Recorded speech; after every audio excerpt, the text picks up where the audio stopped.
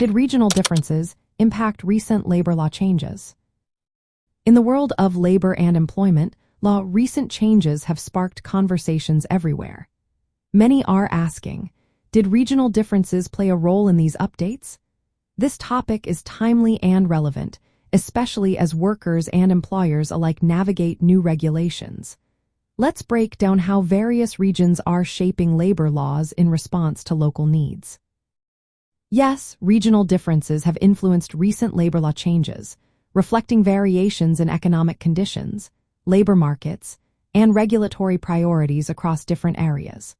For instance, in the Philippines, recent reforms focus on protecting overseas Filipino workers with new rules like the Department of Labor and Employment, Department of Foreign Affairs, and Department of Trade and Industry Joint Circular 01/2024.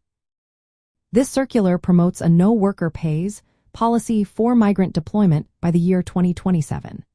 It also includes digital payslip verification to flag improper deductions and increased escrow requirements for recruitment agencies with repeated violations.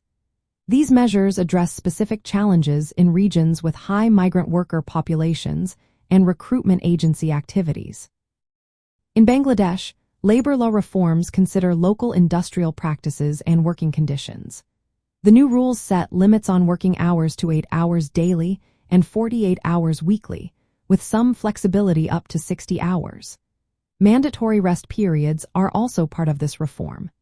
These regulations reflected the country's labor market realities and aim to balance worker protection with industrial productivity. In the European Union, directives like the Corporate Sustainability Due Diligence Directive address labor issues such as child labor and forced labor in global supply chains. They pay particular attention to sectors and regions where these problems are prevalent, like West Africa's cocoa industry and textile production linked to forced labor in the Xinjiang region. The application of this directive varies by member state, influenced by national legal frameworks and enforcement capacities.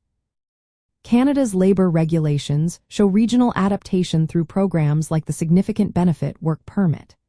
This program allows foreign workers to enter without a labor market impact assessment if their employment is deemed beneficial socially, economically, or culturally to Canada. This reflects Canada's immigration and labor needs, which differ by province and economic sector. Overall, labor law changes are shaped by regional economic conditions, workforce characteristics, and social priorities, resulting in tailored approaches to regulation that respond to local realities. These differences affect how laws are designed, implemented, and enforced in various jurisdictions.